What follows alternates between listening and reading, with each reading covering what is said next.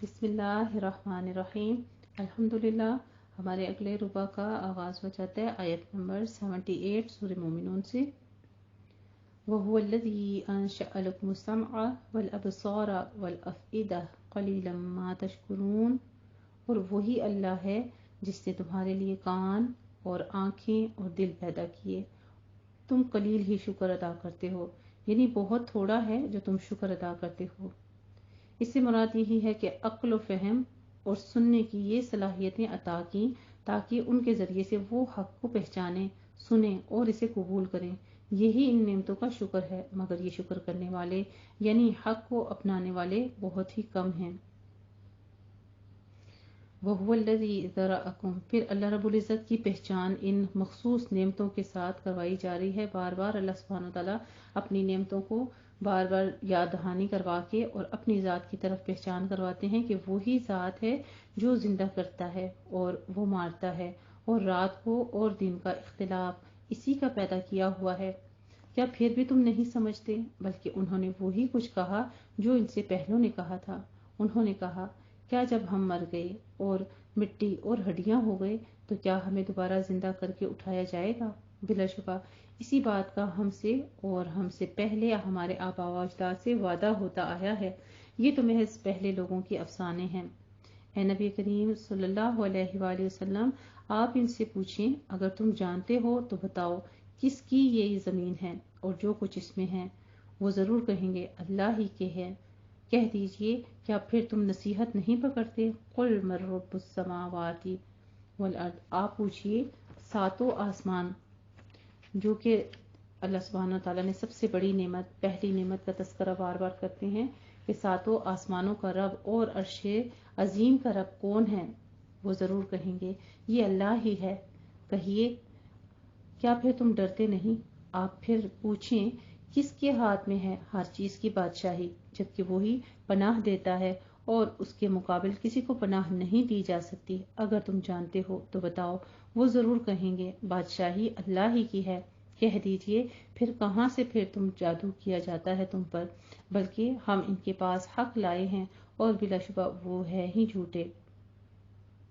अल्लाह ने अपनी कोई औलाद नहीं बनाई और ना उनके साथ कोई और माबूद है। अगर होता तो हर माबूद इस चीज को जो उसने पैदा की ले जाता और बिलाशुबा इनमें से हर एक दूसरे पर चढ़ाई करता। अल्लाह इन बातों से पाक है जो वो बयान करते हैं। आलिमुल गैबी वश्शहादति फतआला अम्मा युश्रिकून, वो गैब और हाजिर का जानने वाला है, चुनाचा वो कहीं आला है और इससे जो वो शिर्क करते हैं। कह दीजिए, ए मेरे रब, अगर तू मुझे दिखाए जो इन्हें वादा दिया जाता है तो ए मेरे रब, तू मुझे जालिम लोगों में शामिल न करना। रब्बी फला तजअलनी फिल कौमिज़ ज़ालिमीन व इन्ना अला अन नुरियका, और बिलाशुबा हम इस बात पर कि आपको वो दिखाएं जिसका हम उनसे वादा करते हैं, जरूर कादिर हैं। बुराई को इस तरीके से दफा कीजिए जो ahsan हो। कितनी खूबसूरत नसीहत की जा रही है। ए दफा बिल्लती हिया अहसनु सय्यिआ, कि अगर कोई बुरा करे तो उसका जवाब कैसे दे? ahsan तरीके से। और वो ahsan तरीका क्या है? जिस तरह दूसरे मकाम पर फरमाया, बुराई ऐसे तरीके से दूर करो जो अच्छा हो। इसका नतीजा ये होगा कि तुम्हारा दुश्मन भी तुम्हारा गहरा दोस्त बन जाएगा। सूरह हामीम में फरमाया, वक़ुल रब्बी अऊज़ु बिका मिन हमज़ातिश शयातीन व अऊज़ु बिका रब्बी अन यहज़ुरून। हम इसे खूब जानते हैं जो वो बयान करते हैं। और आप कहिए, ए मेरे रब, मैं शैतानों के वसवसे से तेरी पनाह मांगता हूँ, और ए मेरे रब, मैं इससे भी तेरी पनाह मांगता हूँ कि वो मेरे पास हाजिर हो। चुनाचा नबी करीम सल्लल्लाहु अलैहि वसल्लम शैतान से इस तरह इयाज़ा करते, अऊज़ु बिल्लाहिस समीइल अलीम मिनश शैतानिर रजीम मिन हमज़िही व नफ़्ख़िही व नफ़्सिही। इसे सुनन अबू दाऊद ने रिवायत किया है और जामे तिर्मिज़ी ने। इसीलिए नबी करीम सल्लल्लाहु अलैहि वसल्लम ने ताकीद फरमाई कि हर अहम काम की इब्तिदा अल्लाह के नाम से करो, यानी बिस्मिल्लाह पढ़कर करो, क्योंकि अल्लाह की याद शैतान को दूर करने वाली चीज है। इसीलिए आप ये दुआ भी मांगते थे, अल्लाहुम्मा इन्नी अऊज़ु बिका मिनल हरमी व अऊज़ु बिका मिनल हदमी ومن الغرق وأعوذ بك أن يتخبطني الشيطان عند الموت۔ اسے سنن ابو داؤد نے روایت کیا ہے، اے اللہ میں ازحد بوڑھا ہو جانے سے تیری پناہ چاہتا ہوں، اور اس سے کہ کوئی مکان یا دیوار مجھ پر آ گرے، اور غرق ہو جانے سے تیری پناہ چاہتا ہوں، اور تیری پناہ چاہتا ہوں کہ اس سے کہ شیطان مجھے موت کے وقت بدحواس کر دے۔ رات کو گھبراہٹ میں آپ یہ دعا بھی پڑھتے، بسم اللہ اعوذ بکلمات اللہ التامات من غضبہ وعقابہ ومن شر عبادہ ومن ہمزات الشیاطین وان یحضرون۔ اسے مسند احمد نے روایت کیا ہے، سنن ابو داؤد نے اور جامع ترمذی نے۔ اللہ کے نام کے ساتھ میں اللہ کے مکمل کلمات کے ذریعے سے پناہ مانگتا ہوں اس کی ناراضی اور اس کی سزا اور اس کے بندوں کے شر اور شیطانوں کے وسوسہ ڈالنے، گناہوں میں ابھارنے اور اکسانے سے، اور اس بات سے کہ وہ شیطان میرے پاس آئیں۔ بہت ہی خوبصورت دعائیں ہیں، انشاءاللہ تعالی ہم ایک ایک کر کے ان تمام دعاؤں کو یاد کریں گے، اور میں آپ کو تھوڑی تھوڑی سی کر کے روزانہ یہ سب دعائیں جو ہیں یاد کرواؤں گی، تاکہ اپنے روٹین میں اس کو پڑھ لیا کریں۔ رات کو سوتے وقت خاص طور سے جس طرح سنت کے مطابق بتایا گیا ہے اس طرح سے اس کو پڑھنے کی عادت بنائیں گے انشاءاللہ تعالی، اور اس سے مستفید ہوں گے۔ حتی اذا جاء احدهم الموت، حتیٰ کہ جب ان میں سے کسی کو موت آئے گی تو وہ کہے گا، اے میرے رب مجھے واپس بھیج دے تاکہ میں اس دنیا میں جسے میں چھوڑ آیا ہوں نیک عمل کروں۔ ہرگز نہیں، بے شک یہ ایک بات ہے جو وہ کہنے والا ہے، اور ان کے آگے پردہ ہے اس دن جب وہ دوبارہ اٹھائے جائیں گے۔ اسی کو کہتے ہیں وَمِن وَرَائِهِمْ بَرْزَخٌ، برزخ جسے کہتے ہیں عالم برزخ۔ انسان کی یہی تو ہے، تین ادیان جو ہیں انسان کے لیے بنائے گئے ہیں، پہلے عالم ارواح ہے، پھر عالم دنیا میں آ جاتا ہے، اور اس کے بعد عالم برزخ میں چلا جاتا ہے۔ اور عالم برزخ میں جانے کے بعد کوئی دوسرا جہان نہیں آئے گا۔ فَإِذَا نُفِخَ فِي الصُّورِ، پھر جب سور میں پھونکا جائے گا تو اس دن نہ ان میں رشتہ داریاں رہیں گی اور نہ وہ باہم سوال کریں گے۔ پھر جب جس کے پلڑے بھاری ہو گئے تو وہی فلاح پا گیا۔ اور اسی طرح ہماری سورت کے آغاز میں بتایا تھا قد افلح المؤمنون، یہاں پہ یہ ساری چیزیں بتاتے ہوئے پھر کہتے ہیں کہ جس کے نام اعمال، یعنی یہ جو تمام جتنی نصیحتیں کی ہیں اگر وہ ان پر عمل کر لے گا تو پھر ایسا انسان کے نام اعمال کے پلڑے بھاری ہو جائیں گے اور وہی فلاح پانے والوں میں سے ہوگا۔ وَمَنْ خَفَّتْ مَوَازِينُهُ، اور جس کے پلڑے ہلکے ہو گئے تو وہی ہیں جنہوں نے اپنے آپ کو خسارے میں ڈالا، وہ ہمیشہ جہنم میں رہیں گے۔ آگ ان کے چہرے جھلس دے گی اور وہ اس میں بدشکل ہوں گے۔ کہا جائے گا کیا تم پر میری آیات تلاوت نہیں کی جاتی تھی؟ پھر تم ان کو جھٹلایا کرتے تھے۔ وہ کہیں گے، اے ہمارے رب ہماری بدبختی ہم پر غالب آ گئی اور واقعی ہم لوگ گمراہ تھے۔ اے ہمارے رب ہمیں یہاں سے نکال، پھر اگر ہم لوٹیں دوبارہ وہی کریں تو بلا شبہ ہم ظالم ہوں گے۔ اللہ سبحانہ وتعالیٰ فرمائے گا اس جہنم میں ذلیل و خوار پڑے رہو اور مجھ سے کلام نہ کرو۔ انہ کان فریق من عبادی یقولون ربنا آمنا فاغفر لنا وارحمنا وانت خیر الراحمین، بے شک میرے بندوں میں ایک گروہ تھا جو کہتے تھے، اے ہمارے رب ہم ایمان لائے، لہٰذا تو ہماری مغفرت فرما اور ہم پر رحم فرما، اور تو ہی سب سے بہتر رحم فرمانے والا ہے۔ پھر تم نے انہیں ہنسی مذاق بنا لیا تھا، حتیٰ کہ انہوں نے تمہیں میری یاد بھلا دی تھی اور تم ان پر ہنسا کرتے تھے۔ بلا شبہ میں نے آج انہیں ان کا صبر کا بدلہ دے دیا کہ بے شک وہی کامیاب ہیں۔ اللہ سبحانہ وتعالیٰ فرمائیں گے زمین میں تم کتنے سال رہے؟ وہ کہیں گے ہم ایک دن یا دن میں سے کچھ حصہ رہے، گنتی کرنے والوں سے پوچھ لیجئے۔ اللہ سبحانہ وتعالیٰ فرمائے گا واقعی تم وہاں تھوڑا وقت ہی رہے، کاش تم یہ بات دنیا میں جانتے ہوتے۔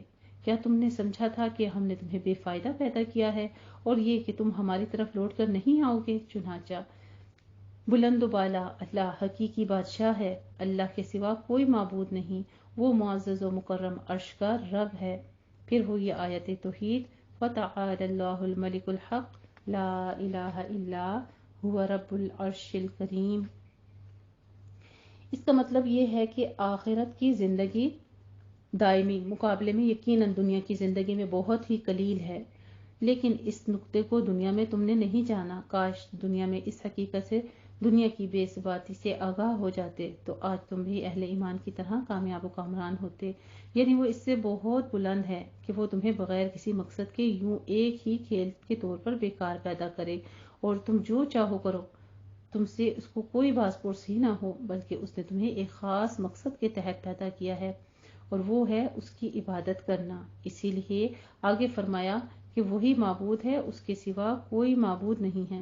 وَمَن يَدْعُ مَعَ اللَّهِ إِلَٰهًا آخَرَ لَا بُرْهَانَ لَهُ، اور جو کوئی اللہ کے ساتھ کسی اور کو معبود کو پکارے جس کی اس کے پاس کوئی دلیل نہیں، تو یقیناً اس کا حساب اس کے رب کے پاس ہے، بے شک کافر فلاح نہیں پاتے۔ بے شک انہو لا یفلح الکافرون، بے شک کافر فلاح نہیں پائیں گے۔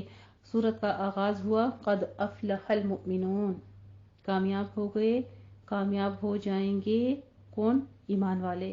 اور آخر پر فرما دیا ساری نعمتیں گنوانے کے بعد، ساری نعمتوں کے آزمانے کے بعد اور اس پر عمل کرنے کے بعد ٹھکانے بھی بتا دیے اور آخر پر انجام بھی بتا دیا کہ کافر جو ہیں، منکر جو ہیں، وہ کامیاب نہیں ہوں گے۔ اور آپ کہیے اے میرے رب وقل رب اغفر وارحم وانت خیر الراحمین، اے میرے رب میری مغفرت فرما اور مجھ پر رحم فرما اور تو ہی سب سے بہتر رحم فرمانے والا ہے۔ الحمدللہ رب العالمین۔ ہمارا سورہ مومنون یہاں تک مکمل ہوتی ہے اور آگے آغاز ہوتا ہے سورہ نور کا، جو کہ مدنی سورت ہے اور اس کے 9 رکوع اور 64 آیات ہیں۔ بسم اللہ الرحمن الرحیم۔ سورۃ انزلناها وفرضناها وانزلنا فیها آیات بینات لعلکم تذکرون۔ یہ ایک سورت ہے، ہم نے اسے نازل کیا اور ہم نے اس کے احکام کو فرض کیا اور ہم نے اس میں واضح آیات نازل کی تاکہ تم نصیحت حاصل کرو۔ اب اس میں احکام کیا لکھے اللہ سبحانہ تعالیٰ نے؟ قرآن کریم کی ساری ہی صورتیں اللہ کی نازل کردہ ہیں، لیکن اس صورت کے بارے میں جو یہ کہا تھا تو اس سے اس صورت میں بیان کردہ احکام کی اہمیت کو اجاگر کرنا ہے۔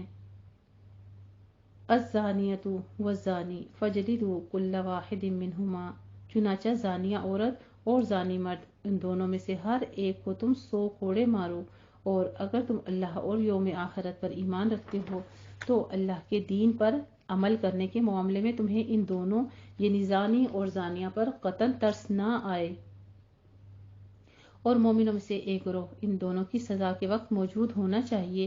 زانی مرد نکاح نہیں کرتا مگر زانیہ یا مشرکہ عورت کے ساتھ ہی، اور زانیہ عورت سے نکاح نہیں کرتا مگر زانی یا مشرک مرد ہی کے ساتھ، اور مومنوں پر یہ زناکار سے نکاح کرنا حرام ٹھہرایا گیا۔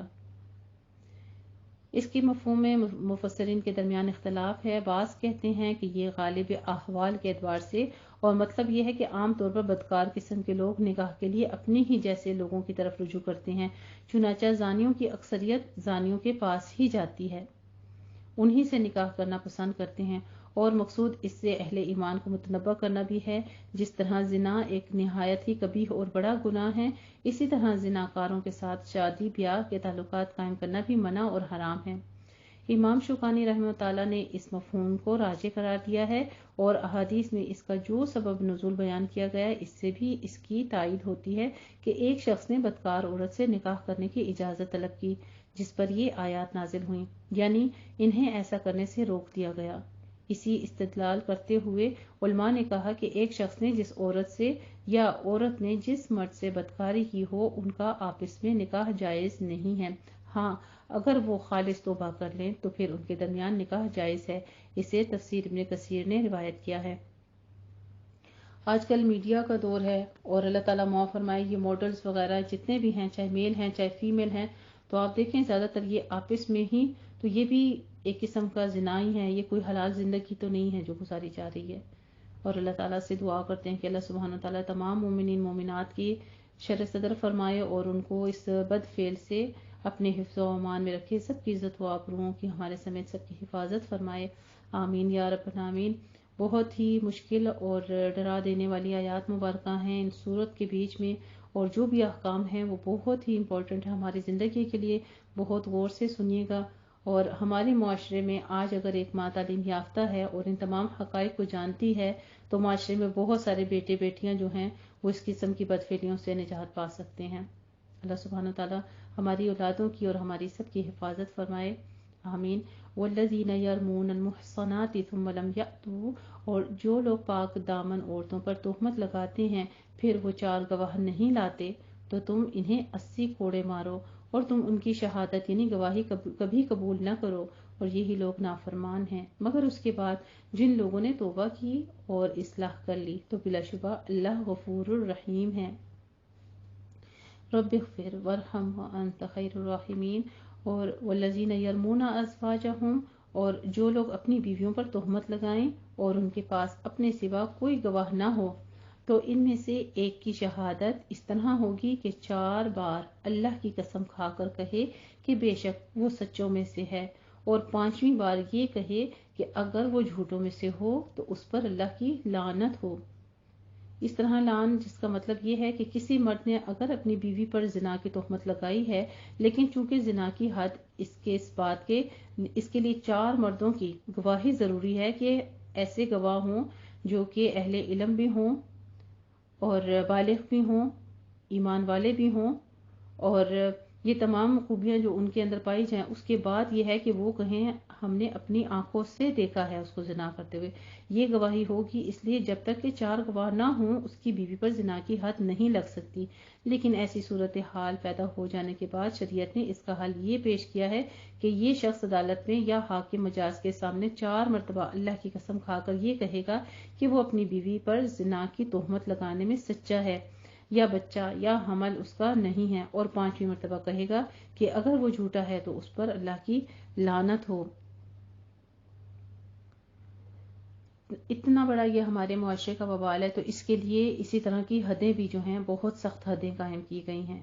اگر کوئی آدمی بلا وجہ اپنی عورت پر اس طرح کے بہتان باندھتا ہے تو پھر اس کے لیے بھی سزا مقرر کی گئی ہے، اور عورت سے سزا کو یہ شے ٹالتی ہے کہ وہ 4 بار اللہ کی قسم کھا کر کہے کہ بلا شبہ وہ اس کا خاوند جھوٹوں میں سے ہے، اور 5ویں بار یہ کہے کہ اگر وہ اس کا خاوند جو ہے اگر سچوں میں سے ہو تو اس عورت پر اللہ کا غضب ہو، اور اگر تم پر اللہ کا فضل اور اس کی رحمت نہ ہوتی تو جھوٹوں کو سزا ملتی، اور یہ کہ بلا شبہ اللہ بہت توبہ قبول فرمانے والا ہے اور خوب حکمت والا ہے۔ ان الذین جاءوا بالافک، بے شک جو لوگ حضرت عائشہ صدیقہ رضی اللہ تعالی عنہا پر بہتان گھڑ لائے وہ تمہیں میں سے ایک گروہ ہے، تم اسے اپنے لیے برا نہ سمجھو بلکہ وہ تمہارے لیے بہتر ہے۔ ان میں سے ہر شخص کے لیے اتنا ہی گناہ ہے جو اس نے کمایا، اور ان میں سے وہ شخص جس نے اس گناہ کا بڑا بوجھ اٹھایا اس کے لیے بہت بڑا عذاب ہے۔ واقعہ افق بھی کہا جاتا ہے اس کو۔ افق سے مراد وہ واقعہ افق ہے جس میں منافقین نے حضرت عائشہ صدیقہ رضی اللہ تعالی عنہا کے دامن عفت و عزت کو داغدار کر دیا، لیکن اللہ تعالیٰ نے قرآن کریم میں حضرت عائشہ رضی اللہ تعالی عنہا کی برات نازل فرما دی اور ان کی پاک دامنی اور عفت کو واضح تر کر دیا۔ مختصراً یہ واقعہ یوں ہے کہ حکم حجاب کے بعد جب آپ صلی اللہ علیہ وسلم غزوہ بنی مطلق یعنی مرثیہ سے واپسی پر نبی کریم صلی اللہ علیہ وآلہ وسلم اور صحابہ کرام رضی اللہ تعالی عنہم نے مدینے کے قریب ایک جگہ قیام فرمایا۔ صبح کو جب وہاں سے روانہ ہوئے تو حضرت عائشہ صدیقہ رضی اللہ تعالی عنہا کا حوض بھی جو خالی تھا، اہل قافلہ نے یہ سمجھ کر اونٹ پر رکھ دیا کہ ام المومنین رضی اللہ تعالی عنہا اس کے اندر ہی ہوں گی، اور وہاں سے روانہ ہو گئے۔ حالانکہ حضرت عائشہ رضی اللہ تعالی عنہا قضاء حاجت کے لیے باہر گئی ہوئی تھیں، اور وہاں پر انہیں اپنے ہار کی تلاش میں جو وہیں گر گیا تھا دیر ہو گئی۔ جب واپس آئیں تو دیکھا کہ قافلہ چلا گیا، تو یہ سوچ کر وہیں لیٹ رہیں کہ جب ان کو میری غیر موجودگی کا علم ہوگا تو تلاش کے لیے وہیں واپس آئیں گے۔ تھوڑی دیر کے بعد صفوان بن معطل سلمی رضی اللہ تعالیٰ عنہ آ گئے، جن کی ذمہ داری یہی تھی کہ قافلے کے رہ جانے والی چیزیں سنبھال لے۔ انہوں نے حضرت عائشہ صدیقہ رضی اللہ تعالی عنہا کو حکم حجاب سے پہلے دیکھا ہوا تھا، انہیں دیکھتے ہی انا للہ و انا الیہ راجعون پڑھا اور سمجھ گئے کہ قافلہ غلطی سے یا لا علمی سے حضرت ام المومنین رضی اللہ تعالی عنہ کو یہیں چھوڑ کر آگے چلا گیا ہے۔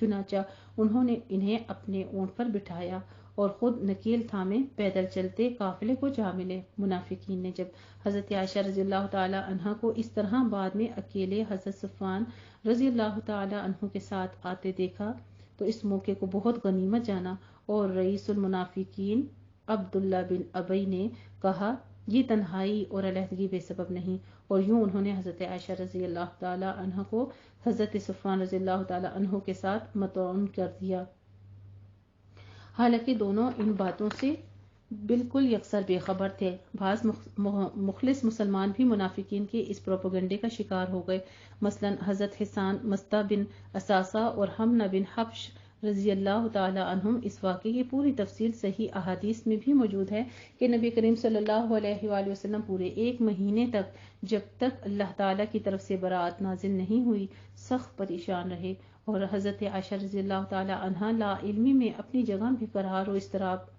ان آیات میں اللہ تعالیٰ نے اسی واقعے کو اختصار و جامعیت کے ساتھ بیان فرمایا۔ افک کے معنی کسی چیز کو الٹا دینا ہے۔ اس واقعے میں بھی چونکہ منافقین نے معاملے کو الٹا دیا تھا، یعنی حضرت عائشہ رضی اللہ تعالی عنہا تو ثنائے تعریف کے مستحق تھیں، عالی نسب اور رفعت کرداروں کی مالک تھیں، نہ کہ ان کی کسی قسم کی کوئی ان کے حق تلفی تھی، لیکن ظالموں نے اس پیکر حفت کو اس کے برعکس تان اور بہتان تراشی کا ہدف بنا لیا تھا۔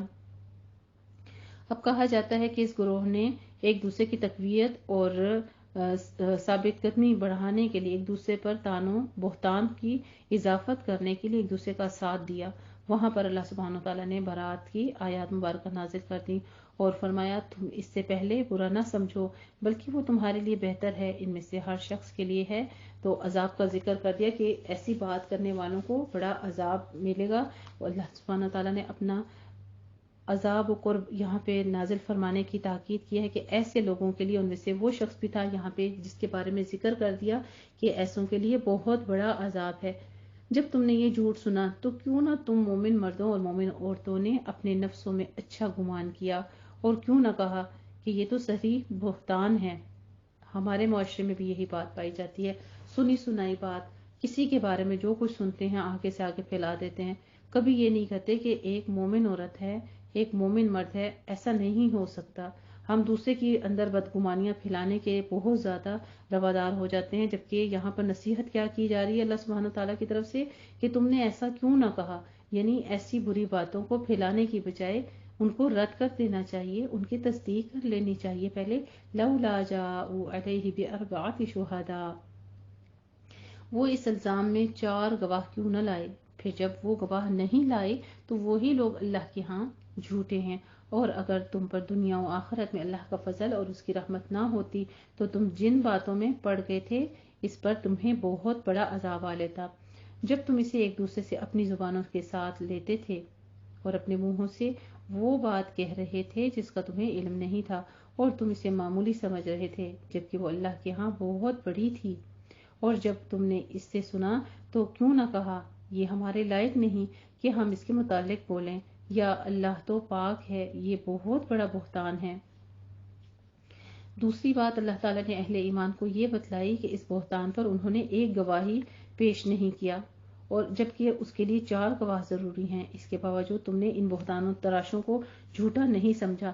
یہی وجہ ہے کہ ان آیات کے نزول کے بعد حضرت حسان مستہ اور حمنہ بن جہش رضی اللہ تعالی عنہ کو حد قذف لگائی گئی۔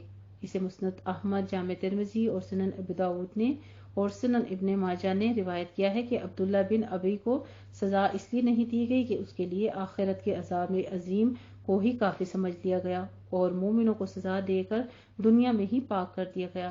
دوسرے، اس کے پیچھے ایک پورا جتھا تھا، اس کو سزا دینے کی صورت میں کچھ ایسے خطرات تھے جس سے نمٹنا اس وقت مسلمانوں کے لیے مشکل تھا، اس لیے مصلحتاً اسے سزا دینے سے گریز کر دیا گیا تھا۔ تیسری بات یہ بھی فرمائی گئی ہے کہ اللہ کا فضل و احسان تم پر نہ ہوتا تو تمہارا یہ رویہ کہ تم نے بلا تحقیق اس افواہ کو آگے پھیلانا شروع کر دیا عذاب عظیم کا باعث تھا۔ اس کا مطلب یہ ہے کہ افواہ سازی اور اس کی نشر و اشاعت بھی جرم عظیم ہے جس پر انسان عظیم عذاب کا مستحق قرار پا سکتا ہے۔ اور چوتھی بات یہ بھی ہے کہ یہ معاملہ براہ راست حرم رسول اور ان کی عزت و آبرو کا تھا، لیکن تم نے اسے قرار واقعی اہمیت نہیں دی اور اسے ہلکا سمجھا۔ اس سے بھی یہ سمجھنا مقصود ہے کہ محض آبروریزی ہی بڑا جرم نہیں ہے، بلکہ جس کی حد 100 کوڑے یا رجم ہے، بلکہ کسی کی عزت و آبرو پر اس طرح حملہ کرنا اور کسی کی عفت و مآب، خاندان کی تذلیل اور اہانت کا سر و سامان کرنا بھی اللہ کے نزدیک بہت بڑا گناہ ہے۔ اسے ہلکا مت سمجھو۔ اسی لیے آگے پھر مزید تاکید کرتے ہوئے فرما دیا کہ تم نے سنتے ہی یہ کیوں نہیں کہا کہ ہمیں ایسی بات منہ سے نکالنی بھی لائق نہیں، یہ یقیناً بہتان عظیم ہے۔ اسی لیے امام مالک رحمہ اللہ تعالیٰ فرماتے ہیں کہ جو نام نہاد مسلمان حضرت عائشہ صدیقہ رضی اللہ تعالیٰ عنہ پر بے حیائی کا الزام عائد کرتا ہے وہ کافر ہے، کیونکہ وہ اللہ کی اور قرآن کی تکذیب کرتا ہے۔ اللہ سبحانہ وتعالیٰ نے یہ آیات مبارکہ حضرت عائشہ صدیقہ رضی اللہ تعالیٰ عنہ کی برات پر نازل کی تھیں۔ یعظکم اللہ ان تعودوا، اللہ تمہیں نصیحت کرتا ہے اور اگر تم مومن ہو تو دوبارہ کبھی بھی اس جیسی بات نہ کرنا، اور اللہ تمہارے لیے اپنی آیات بیان کرتا ہے اور اللہ بڑا جاننے والا اور خوب حکمت والا ہے۔ ان الذین یحبون ان تشیع الفاحشۃ، بے شک جو لوگ یہ پسند کرتے ہیں کہ ایمان لانے والوں میں بے حیائی پھیلائیں، ان کے لیے دنیا اور آخرت میں دردناک عذاب ہے، اور اللہ جانتا ہے اور تم نہیں جانتے۔